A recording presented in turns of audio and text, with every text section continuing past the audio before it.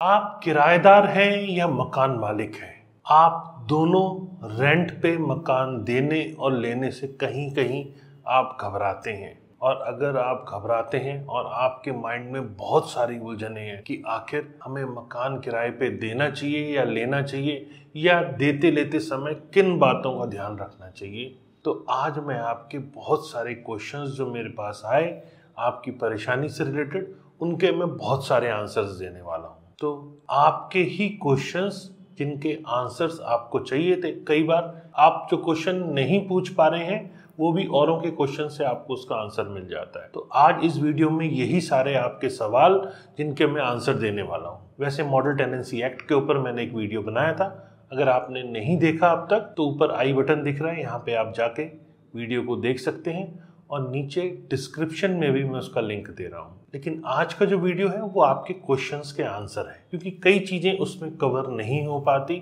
जो आप नहीं समझ पाते हैं। तो आज आपके सारे क्वेश्चंस के आंसर मैं कोशिश कर रहा हूँ कि इसी वीडियो में मैं दूँ। तो चलिए शुरू करते हैं। अगर वीडियो पसंद आए तो लाइक कमेंट शेयर ज़रूर कीजिएगा, और अगर आपने अब तक सब्सक्राइब नहीं किया है तो इसे सब्सक्राइब कर लीजिए, क्योंकि ये आपकी गलती है और आगे आपको इसका और लॉस भुगतना पड़ेगा, क्योंकि इंफॉर्मेटिव वीडियोस आप तक नहीं पहुंच पाएंगे। तो सब्सक्राइब करेंगे तो फ़ायदा आपका है। तो चलिए शुरू करते हैं और आपको मैं एक एक करके आपके सारे क्वेश्चंस के आंसर देता हूं। नमस्कार, मैं हूं Pradeep Mishra. The property Mishra show में आपका स्वागत है। यहाँ हम आपको प्रॉपर्टी और प्रॉपर्टी मार्केट की हकीकत बताते हैं। नो बकवास, डायरेक्ट काम की बात। चलिए शुरू करते हैं। पहला क्वेश्चन आपका है कि मॉडल टेनेंसी एक्ट क्या एग्जिस्टिंग टेनेंसी के ऊपर अप्लाई होता है? तो आपके क्वेश्चन का आंसर है कि मॉडल टेनेंसी एक्ट पहले की जो लीज एग्रीमेंट है, जो कि प्रायर टू दिस इन्फोर्समेंट होगा, जो लीज एग्रीमेंट एमटीए के इन्फोर्समेंट से पहले का होगा, उस पर वो बिल्कुल अप्लाई नहीं होगा। वो सारे केसेस जो इनिशिएट हुए हैं कमेंसमेंट से पहले, मॉडल टेनेंसी एक्ट से पहले, वो सब as per the existing state और union territory rent control law के तहत वो एग्जीक्यूट होगा, उसी तहत उसके सॉल्यूशंस निकलेंगे। फिर दूसरा क्वेश्चन आपने मुझसे जानना चाहा, in 1958 the Delhi rent control act came to the first time, and since then there have been several amendments. Now in context of the 2023, the question arises, how relevant is it for those looking to buy or rent a house?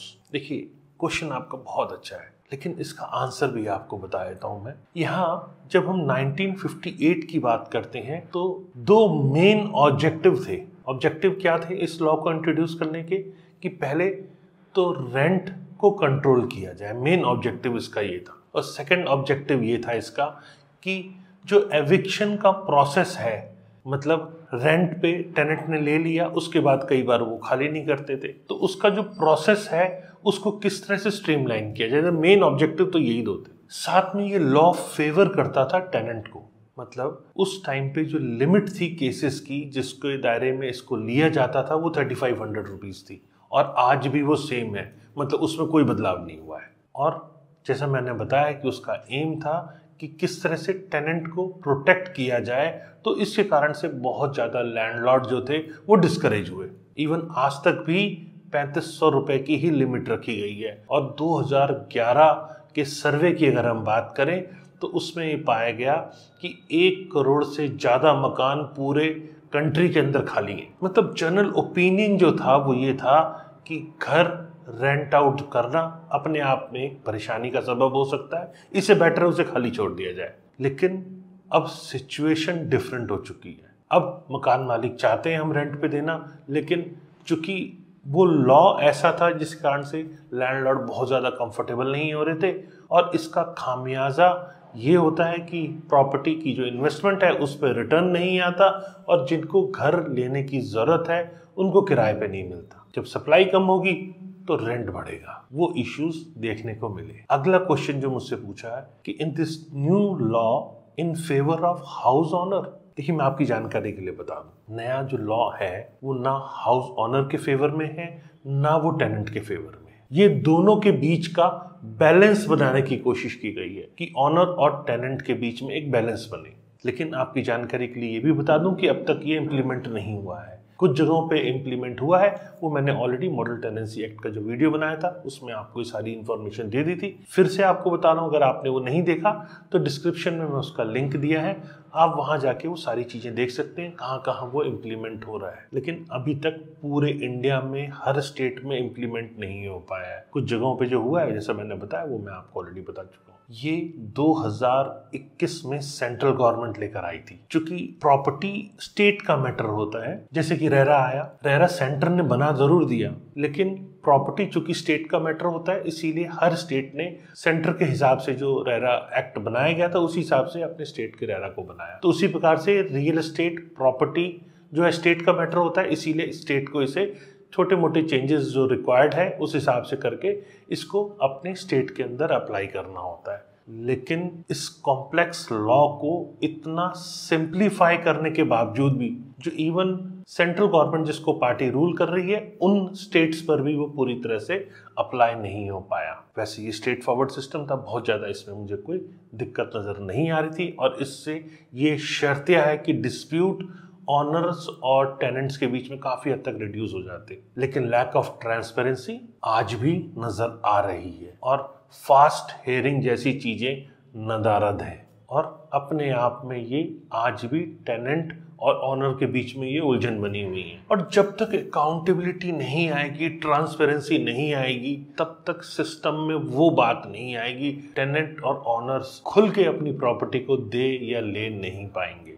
लेकिन इस model tenancy act के अंदर, जैसा मैंने बताया, rights यहाँ tenant और honour दोनों के प्रोटेक्ट किए गए, और एक तरह से ट्रांसपेरेंसी और अकाउंटेबिलिटी इस एक्ट के अंदर नजर आती है। और ऐसे मैटर्स में स्टेट और सेंट्रल गवर्नमेंट को दोनों को मिलके काम करना चाहिए। अगला क्वेश्चन मेरे पास है, if the house owner keeps increasing the rent, what we should do. देखिए, मैं आपको आपके क्वेश्चन का आंसर देता हूँ, बड़ा इंटरेस्टिंग क्वेश्चन है आपका। ऐसे मैटर पे जहां प्रॉपर्टी ओनर आपका रेंट बढ़ा देता है, वहां आपको ये समझना पड़ेगा कि ये रेंट बढ़ाने की जो प्रक्रिया है वो कहीं भी किसी लॉ के अंदर गवर्न नहीं होती है। मतलब आपको अगर कोई प्लेस रिजनेबल रेट पे मिल रहा है तो आप शिफ्ट कर सकते हो, और उसी प्रकार से अगर किसी को रेंट हायर मिल रहा है प्रॉपर्टी ओनर को, तो वो आपको खाली करने भी कह सकते। लेकिन यहाँ समझने की बात यह है कि with in terms and conditions of your rent agreement. तो यहाँ लीगल इंटरवेंशन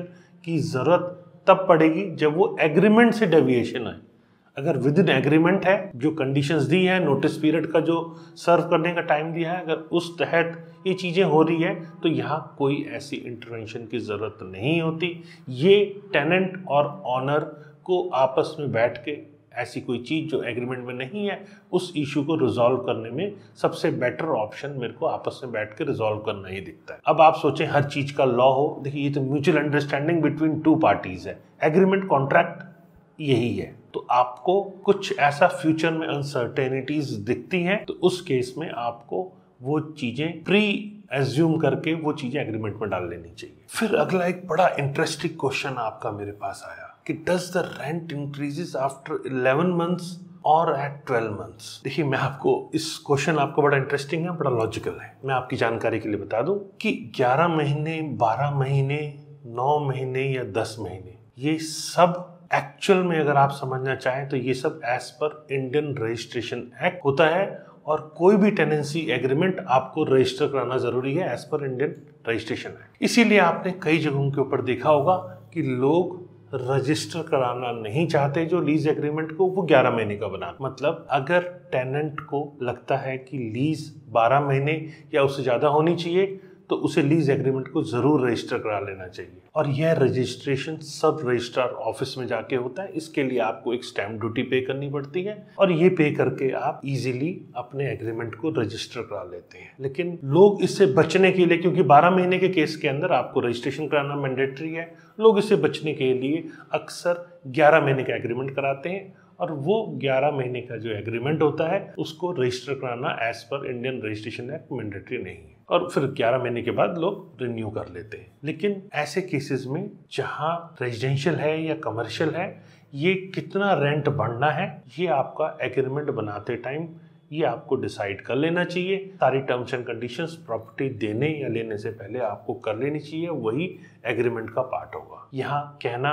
कि रेंट इंक्रीज 11 मंथ के बाद या 12 मंथ के बाद होगा, ये एक्चुअल में mutual understanding between two parties है, इसका कोई फिक्स रूल रेगुलेशन नहीं है। फिर आपका अगला क्वेश्चन मेरे पास है, what are the shortcomings that haven't been addressed in both the Model Tenancy Act 2021 and Delhi Rent Control Act 2005 that have not been implemented? मैं आपकी जानकारी के लिए बता दूं कि शॉर्टकमिंग्स क्या है ये तो हम बाद में बात करेंगे, लेकिन करंटली जो मॉडल टेनेंसी एक्ट है अभी भी कई जगहों के ऊपर इम्प्लीमेंट नहीं हो पाया है। पार्लियामेंट में 2021 में ये अप्रूव हो चुका है और उसके बाद सभी स्टेट्स को ये भेज दिया गया कि आप इसे अडॉप्ट कर लें, लेकिन अभी तक बहुत ज़्यादा स्टेट्स में इसकी क्लैरिटी नहीं आ पाई है, इसे अडॉप्ट नहीं किया गया है। दिल्ली गवर्नमेंट में अडॉप्ट किया है नहीं किया है ये मेरे पास अभी जानकारी नहीं है, लेकिन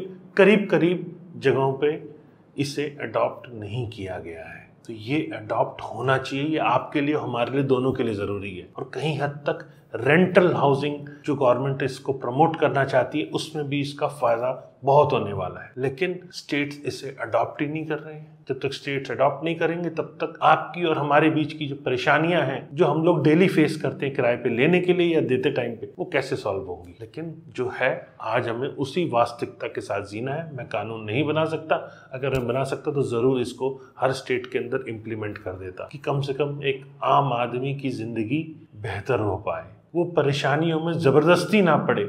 जो आ जाती है वो तो ठीक है, आप सब हम देख लेते हैं, लेकिन ज़बरदस्ती पैसे देकर प्रॉपर्टी खरीद कर और फिर एक नई परेशानी ना आए। या आप अगर रेंट पे ले रहे हैं तो आप एडवांस सिक्योरिटी डिपॉजिट पे करके फिर एक नई परेशानी आपके पास ना आ जाए, पता लगा 2 महीने में ही आपको मकान खाली करना है। ये हो सकता है पॉसिबल, लेकिन जब हर स्टेट इसको इम्प्लीमेंट कर ले तो इससे आपकी और हमारी लाइफ में बहुत बड़ा एक तनाव जो बगैर बात आता है उससे हम बच सकते हैं। अगला क्वेश्चन आपने मुझसे पूछा, is there a dispute between the tenant and the landlord, does the police have any role in it. देखिए, पुलिस के रोल की जब बात आती है तो मैं आपकी जानकारी के लिए बता दूं, टेनेंट और लैंडलॉर्ड का जो डिस्प्यूट है ये प्राइमरीली सिविल मैटर है। यहाँ पुलिस का कोई भी डायरेक्ट इन्वॉल्वमेंट यहाँ नहीं होती। पुलिस की इन्वॉल्वमेंट तभी होती है जब कहीं हद तक पीस ब्रीच होता है या कोई क्रिमिनल इन्वॉल्वमेंट आती है, क्रिमिनल एलिमेंट अगर कोई इन्वॉल्व होता है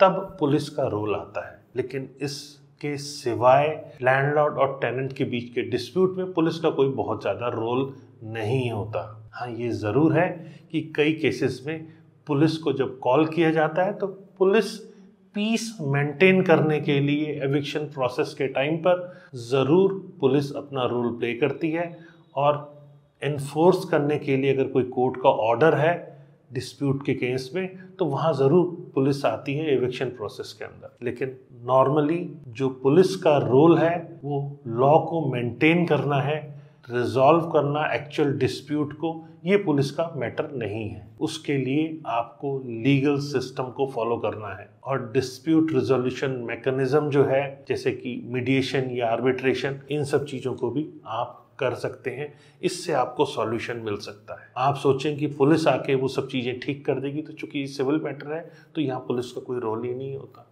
अगला क्वेश्चन आपका है, if a registered tenant is given notice to vacate after 11 months, will it be valid or not? देखिए, मैं आपकी जानकारी के लिए बता दूं, अगर आपने 11 महीने का एग्रीमेंट किया है और 11 महीने का एग्रीमेंट का टाइम खत्म हो जाता है और उसके बाद अगर कोई नोटिस दिया जाता है तो वो वैलिड नहीं, क्योंकि 11 महीने का एग्रीमेंट था और वो खत्म हो गया। तो ऐसे केस में अगर आपके एग्रीमेंट में ये मेंशन है तो नोटिस की वैल्यू है, अगर नहीं है तो नोटिस की कोई खास वैल्यू नहीं बच जाती। मतलब इसको मैं थोड़ा सरल भाषा में समझाऊं कि 11 महीने के बाद अगर आप खाली कर रहे हैं और 11 महीने का ये आपका एग्रीमेंट है तो नोटिस की कोई ज़रूरत नहीं है। अगर उससे पहले किसी भी टाइप का कोई नोटिस आप सर्व करते हैं तो उसकी वैलिडिटी मानी जाएगी कि मैं 1 या 2 महीने के अंदर इसको खाली कर दूंगा, और उस केस में अगर लैंडलॉर्ड उसको एक्सेप्ट कर लेता है तो उस ड्यूरेशन तक आप रह सकते हैं उस प्रॉपर्टी के अंदर एज अ टेनेंट। अगला क्वेश्चन है मेरे पास कि ओल्ड दिल्ली में जैसा कि आप देखते हैं टेनेंट्स 15-20 साल से रह रहे हैं, 100-200 रुपए रेंट दे रहे हैं और वहां पे किसी टाइप की मेंटेनेंस भी नहीं कर रहे हैं। मतलब मकान खराब हो रहा है, कोई फर्क नहीं पड़ता। यहाँ तक कि टॉयलेट बाथरूम जैसी फैसिलिटीज भी प्रॉपर ढंग से मेंटेन नहीं कर रहे हैं और उस केस में लैंडलॉर्ड किराया नहीं बढ़ा पाता है। तो क्या वो राइट्स हैं लैंडलॉर्ड के पास ऐसे केस में? इवन अगर कोर्ट भी जाते हैं तो अक्सर टेनेंट के फेवर में ही जजमेंट्स आते हैं। तो क्या ये जस्टिफाइड है और इसमें लैंडलॉर्ड कैसे इसे रेक्टिफाई कर सकता है? देखिए, मैं आपकी जानकारी के लिए बता दूं कि ये कहना कि मामले टेनेंट के फेवर में ही फैसला लेकर आते हैं तो ऐसा नहीं है। देखिए, कोर्ट जस्टिफाई करता है, कोर्ट सारी दलीलों को सुनता है, उसके बाद जो उचित कदम होता है वही उठाता है। तो इस चीज को क्वेश्चन करना मेरे को सही नहीं लगता है। लेकिन हाँ, मॉडल टेनेंसी एक्ट जो अब इंट्रोड्यूस किया गया है, जिसे अभी तक सभी स्टेट्स ने इम्प्लीमेंट नहीं किया है, लेकिन जो ये एक्चुअल मॉडल टेनेंसी एक्ट है, ये ऐसे ही सारे इश्यूज को एड्रेस करने के लिए और उनका प्रॉब्लम सॉल्व करने के लिए बनाया गया है। मतलब मेन इसका एम ही है कि किस तरह से टेनेंट और लैंडलॉर्ड दोनों के इंटरेस्ट को प्रोटेक्ट किया जाए और वो ट्रांसपेरेंसी और अकाउंटेबिलिटी के साथ हो। ये अब तक नहीं था, लेकिन ये मॉडल टेनेंसी एक्ट वाकई में बहुत अच्छा है। अगर स्टेट्स इसे इम्प्लीमेंट करते हैं तो आप और हम जैसे लोग कई परेशानियां जो हो सकती हैं उससे पहले ही बच सकते हैं। अगला क्वेश्चन आपने पूछा मुझसे कि in today's time before renting out what should one do, have a registered agreement और non registered agreement and how much does it cost? तो मैं आपको इसका आंसर बता देता हूँ। देखिए, मैं आपको इसकी जानकारी दे दूं कि आपको हमेशा लीज डीड है, रेंट एग्रीमेंट है,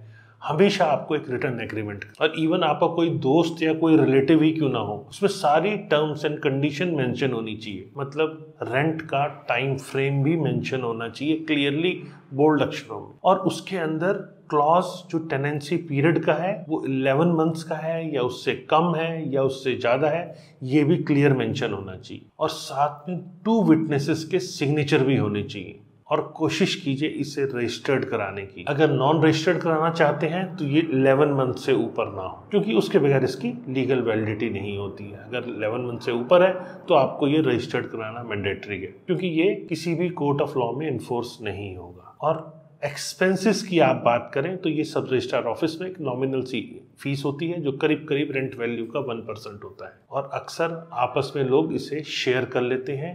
टेनेंट और प्रॉपर्टी ऑनर दोनों इसको 50-50% बेयर कर लेते हैं, जिसमें दोनों को कोई दिक्कत नहीं होती।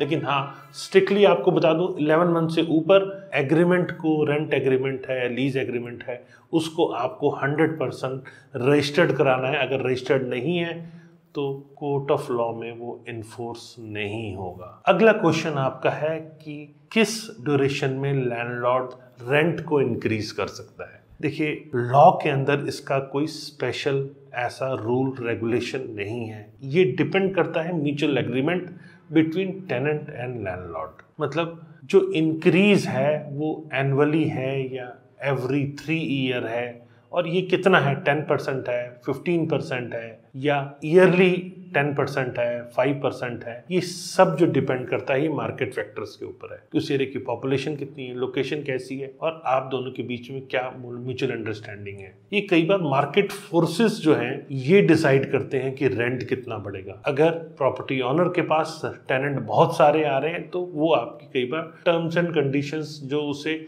ठीक ना लगे वो उसे एक्सेप्ट नहीं करेगा। लेकिन अगर बहुत ज्यादा टेनेंट नहीं आ रहे हैं तो वो आपकी कंडीशंस भी मान सकता है। तो ऐसे केस के अंदर आपको म्यूचुअल अंडरस्टैंडिंग बिटवीन 2 पार्टीज, या मतलब इसे पहले ही डिसाइड कर लेना चाहिए, क्योंकि बाद में कई बार ऐसा देखा जाता है जो चीज आपने पहले डिसाइड नहीं की वो आपका काम चलने के बाद जब आप डिसाइड करते हैं तो उसमें आपको अच्छा खासा नुकसान भी झेलना पड़ सकता है। तो अगेन ये चीज आपको रेंट पे लेते हुए, लीज पे लेते हुए पहले डिसाइड कर लेनी है। अगला क्वेश्चन आपने मुझसे पूछा कि what benefit should a tenant receive and what benefit should a landlord be entitled to. बड़ा अच्छा क्वेश्चन है आपका ये। देखिए, मैं आपकी जानकारी के लिए बता दूं कि ये डिपेंड करता है टेनेंट और लैंडलॉर्ड के ऊपर। मतलब लैंडलॉर्ड आपको फर्निश या नॉन फर्निश प्रॉपर्टी क्या ऑफर कर रहा है, किस टाइप की प्रॉपर्टी है वो, और आपकी प्रेफरेंस क्या है, ये सब म्यूचुअल अंडरस्टैंडिंग है। इवेंचुअली अगर आप फर्निश्ड प्रॉपर्टी लेते हैं तो कोई भी लैंडलॉर्ड या प्रॉपर्टी ओनर है उस पे वो रेंट पे लोड कर देता है, क्योंकि उसकी इन्वेस्टमेंट भी इनिशियल हो जाती है। मान लीजिए आपने रॉ प्रॉपर्टी ली और उसके बाद इंटीरियर्स अंदर खुद कराया, तो वहां पर आपकी इन्वेस्टमेंट बढ़ जाती है, तो रेंट नेचुरल सी बात है कम होता है। लेकिन अगर प्रॉपर्टी ऑनर ने ही इंटीरियर्स भी आपको करा के दिया और एज पर योर कंडीशंस दिया, जैसा आपको अपना ऑफिस मेंटेन करना है उस हिसाब से करा के दिया, तो उसकी कॉस्ट कहीं हद तक रेंट पे एप्लीकेबल हो जाएगी। तो अगेन ये म्यूचुअल अंडरस्टैंडिंग है और ये सब रेंट एग्रीमेंट में प्रॉपर तरीके से मेंशन हो जानी चाहिए। और जो रेंट से और एग्जिट का क्लॉज भी साथ साथ जरूर मेंशन कर लें। प्रॉपर्टी ऑनर आप हैं तब भी और अगर आप टेनेंट हैं तब भी। अगला क्वेश्चन है, what should one do with a fake rental agreement and that doesn't have any dealer involved, isn't notarized and lacks police verification. देखिए, मैं आपकी जानकारी के लिए बता दूं कि इसका जो सॉल्यूशन जो है वो सबसे पहले जो सॉल्यूशन इमीडिएट दिखता है, आपको सिविल कोर्ट में जाके अगर टेनेंट ने कोई प्रॉपर्टी फेक एग्रीमेंट से एक्वायर की हुई है तो आप ऑथराइज्ड हैं कि सिविल कोर्ट में जा सके, और साथ में क्रिमिनल कंप्लेंट भी आप पुलिस में फाइल कर सकते हैं, क्योंकि ये एक लीगल ऑफेंस है। किसी भी टाइप का फॉल्स एग्रीमेंट करना एक क्रिमिनल ऑफेंस है। इसके लिए आप क्रिमिनल कंप्लेंट पुलिस स्टेशन में जाके कर सकते हैं और इसके अगेंस्ट में स्ट्रिक्ट पेनल्टीज भी है। पेनल्टीज किसके लिए? अगर नोटरी किया हुआ है तो नोटरी के लिए भी स्ट्रिक्ट पेनल्टीज है, और साथ में कोई विटनेस है जो इस फ्रॉडुलेंट एक्शन के अंदर इन्वॉल्व है तो उनके लिए भी स्ट्रिक्ट पेनल्टीज हैं। तो फेक एग्रीमेंट के अगेंस्ट में आपको जरूर आवाज उठानी चाहिए और फेक एग्रीमेंट के अगेंस्ट में सख्त एक्शन भी ले सकती है पुलिस, और कोर्ट से भी आपको अच्छा खासा रिलीफ मिल सकता है। तो यहाँ फेक देखकर आपको घबराने की कोई जरूरत नहीं है। अगला क्वेश्चन है, what happened if you want to let your friend और relative stay at your place during that agreement period.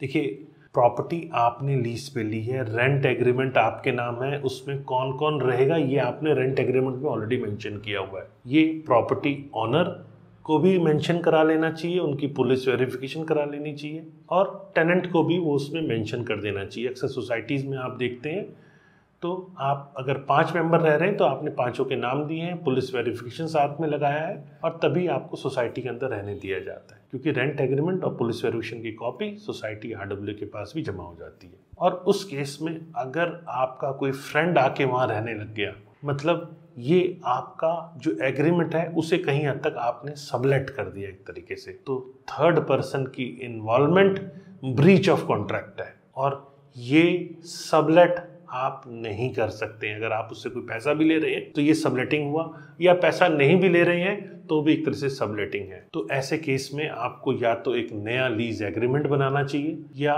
Landlord को प्रॉपर इन्फॉर्म करना चाहिए कि यहाँ एक एक्स्ट्रा पर्सन थोड़े दिनों के लिए स्टे कर रहा है, और अगर रिटर्न में इन्फॉर्म करने के बाद लैंडलॉर्ड आपको उसके लिए अलाउ करता है और जिस सोसाइटी में रह रहे हैं वहां से भी आपको अलाउ होता है, तभी आप रह सकते, नहीं तो ये एक ब्रीच ऑफ एग्रीमेंट है।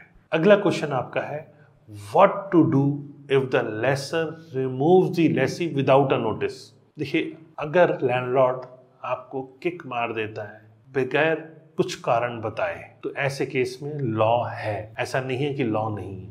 लैंडलॉर्ड को आपको अगर निकालना है और वो एज पर एग्रीमेंट आपको नोटिस देके ही वहां से निकलने के लिए कह सकता है, क्योंकि आपने रेंट पे लिया हुआ है और टर्म्स एंड कंडीशंस के हिसाब से ही आपको वो जाने कह सकता है। और ऐसे केस में अगर आपको लैंडलॉर्ड अनफेयर तरीके से जाने के लिए कह रहा है और उसमें कोई भी ऐसा रीजन जो स्टेट रेंट कंट्रोल एक्ट के हिसाब से लैंडलॉर्ड को अलाउ नहीं करता, तो वो टेनेंट को वहां पर लीव नहीं करना चाहिए, क्योंकि ये अनफेयर है। अनफेयर में ऐसा लैंडलॉर्ड आपको बगैर किसी रीजन के, जो रेंट एग्रीमेंट में डिटेलिंग दी हुई है उस हिसाब से आप फॉलो कर रहे हैं, तो आपको लैंडलॉर्ड खाली करने के लिए नहीं कह सकता। अगर वो ऐसा करता है तो आप स्टेट के अंदर, तो आप लॉ हर स्टेट का है जो आपको इस टाइप की कंडीशन में प्रोटेक्ट करता है, और आपका राइट है कि आप इसके अगेंस्ट में लीगल कोर्स ऑफ एक्शन कर सकते हैं।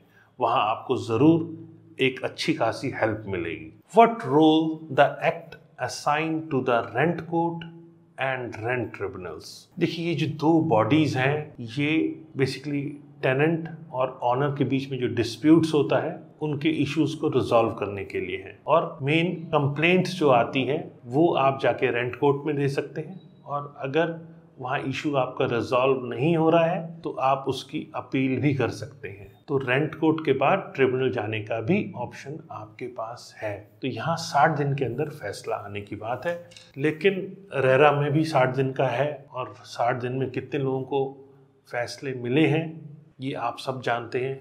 क्या आपका एक्सपीरियंस रेरा में रहा है ये मुझे कमेंट सेक्शन में बताइए। मैं भी समझना चाहता हूँ कि आखिर रेरा से आप कितना संतुष्ट हैं। रेरा हर स्टेट के अंदर करीब करीब आ चुका है, और बिल्डर्स को कितना प्रोटेक्शन मिला है या बायर्स को कितना प्रोटेक्शन मिला है ये भी आप बताइए, क्योंकि आप क्या सोचते हैं मेरे लिए वो भी ज़रूरी है, क्योंकि मैं आपके व्यूज़ को भी रेगुलर ऑब्जर्व करता हूँ और उसके बाद ही अपना इंटरप्रिटेशन देता हूँ। क्योंकि वन साइडेड मेरे को लगता है कि नहीं बोलना चाहिए, ये गलत है।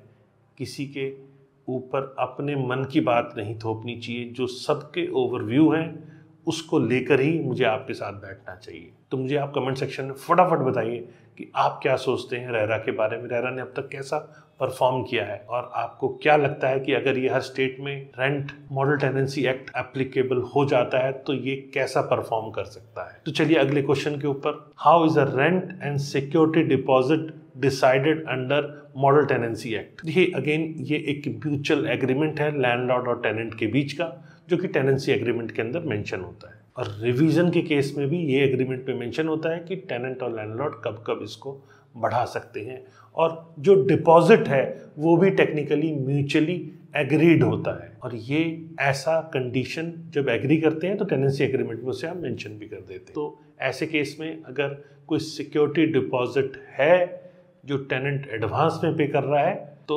वो म्यूचुअल एग्रीमेंट जो बना है, कंसेंट बना है, उसी हिसाब से उसको पे करना है। लेकिन मॉडल टेनेंसी एक्ट के अंदर इसको थोड़ा सा क्लैरिटी दी गई है। अगर रेजिडेंशियल का केस है तो maximum rent as a security deposit 2 महीने का है, और यहीं अगर ये कमर्शियल है तो यहाँ मैक्सिमम रेंट जो एज अ सिक्योरिटी डिपॉजिट है वो 6 महीने का है। पहले जो पगड़ी सिस्टम चला करता था वो ऐसे मॉडल टेनेंसी एक्ट के अंदर नहीं है, क्योंकि यहाँ लैंडलॉर्ड पहले वाले कंडीशंस में आपसे पैसा ले लेता था और उसका वो इंटरेस्ट भी इंजॉय करता था। खैर वो बात और है कि उसके अगेंस्ट में फिर रेंट भी उसी हिसाब से होता था, क्योंकि आपके पैसे का एक इंटरेस्ट भी होता था। लेकिन आप रेंट पे प्रॉपर्टी ले रहे हैं और उसके अगेंस्ट में आप एक अच्छा खासा अमाउंट देख के रिस्क में भी आप रहते थे, तो वो इस मॉडल टेनेंसी एक्ट के अंदर पूरी तरह हटा दिया गया है। और जब आप मकान या दुकान खाली करते हैं तो उस केस में सिक्योरिटी डिपॉजिट है वो टेनेंट को रिफंड होता है, लेकिन ये उसी कंडीशन में होता है जब कोई लैंडलॉर्ड का कोई नुकसान ना किया हुआ हो। अगर नुकसान होता है तो वो उससे एडजस्ट किया जा सकता है। तो आप प्रॉपर्टी जब खाली कर रहे हैं, प्रीमाइसेस को खाली कर रहे हैं, तो जो रिप्रेजेंटेटिव है लैंडलॉर्ड का, या वो खुद आके उन सब चीज़ों को चेक कर लेता है, और कोई ड्यूज़ हैं तो वो आपके सिक्योरिटी डिपॉजिट में लेस करके फिर आपको वो वापस कर देता है अपना बाकी बचा हुआ पैसा। मतलब लाइबिलिटीज़ जो हैं वो तो देखो आपको ही क्लियर करनी पड़ेंगी। अगला क्वेश्चन आपका है, what is the validity period of tenancy agreement. देखिए इसका कोई स्पेसिफिक पीरियड नहीं है मॉडल टेनेंसी एक्ट के अंदर। जो टेनेंसी एग्रीमेंट है वो वैलिड होता है लैंडलॉर्ड और टेनेंट के बीच की म्यूचुअल अंडरस्टैंडिंग जो टेनेंसी एग्रीमेंट के अंदर होती है। यहाँ टेनेंट रिक्वेस्ट कर सकता है लैंडलॉर्ड को कि इसको रिन्यू करना है अगर, और लैंडलॉर्ड अगर उसमें पहले से मेंशन है तो उसी कंडीशंस पे करेगा, अगर नहीं है मेंशन तो वो कंडीशन हो सकता है कि फिर से रीनेगोशिएट हो। तो आपको हर चीज़ जो लिखी हुई है उसी हिसाब से, लैंडलॉर्ड हो या टेनेंट हो, दोनों को उसी हिसाब से फॉलो करना है। अगला क्वेश्चन है, what are the consequences of the tenant failing to vacate the premises at the end of tenancy period. Tenancy period आपका खत्म हो गया तो आपको खाली कर देना चाहिए, लेकिन अगर आप नहीं कर रहे हैं तो मॉडल टेनेंसी एक्ट के अंदर कुछ प्रोविजंस हैं जो प्रोटेक्ट करते हैं लैंडलॉर्ड को भी। मतलब आपने अगर प्रॉपर टाइम पे जो टेनेंसी एग्रीमेंट है आपको उस पर वैकेट कर देना है प्रीमाइसेस, लेकिन आप नहीं कर रहे हैं तो यहाँ एक लायबिलिटी है। मतलब यहाँ लैंडलॉर्ड को आपको एनहांस रेंट देना है। ये है twice the month rent for the first 2 months। अगर पहले 2 महीने में भी आपने इसे खाली नहीं किया तो ये 4 times हो जाएगा। मतलब मंथली रेंट का 4 टाइम्स आपको एज अ पेनल्टी पे करना पड़ेगा। ये कब तक? जब तक आप टेनेंसी को कंटिन्यू रखेंगे, मतलब उस स्पेस को, प्रीमाइसेस को ऑक्युपाई रखेंगे, तब तक आपको 4 टाइम्स ऑफ मंथली रेंट पे करना है। लेकिन अगर कोई डिस्टेरियस इवेंट है या फोर्स मेजर है तो ऐसे केस में लैंडलॉर्ड आपको अलाउ करेगा टेनेंट को to continue in the premise of a period of 1 month. ये कब से? From the date of cessation of such event. तो ये थी वो जानकारियां जो आपने मुझसे क्वेश्चन पूछे और मैंने उनके आंसर दिए। इन्फॉर्मेशन आपको कैसी लगी? अगर ये इन्फॉर्मेशन आपके काम की है तो इसे ज़्यादा से ज़्यादा लोगों को शेयर कीजिए, क्योंकि अभी भी ऐसे बहुत सारे लोग हैं जिन्हें नहीं पता कि आखिर क्या दुनिया में हो रहा है, लैंडलॉर्ड है या टेनेंट है, कैसे अपने राइट्स को प्रोटेक्ट कर सकते हैं। मैंने कोशिश की है इसके अंदर आंसर देने की। अगर इन्फॉर्मेशन पसंद आई तो लाइक कीजिए, कमेंट कीजिए, शेयर कीजिए, और अगर आपने अब तक सब्सक्राइब नहीं किया तो इसे सब्सक्राइब कर लीजिए। आप गलती कर रहे हैं, ऐसी बहुत सारी इंपॉर्टेंट इन्फॉर्मेशन जो रियल एस्टेट से रिलेटेड है और आपके और हमारे जेब पे सीधा फर्क डालती है, वो सारी इंफॉर्मेशन मैं आपको देता हूँ। तो वक्त है विदाई का। नमस्कार एंड जय हिंद।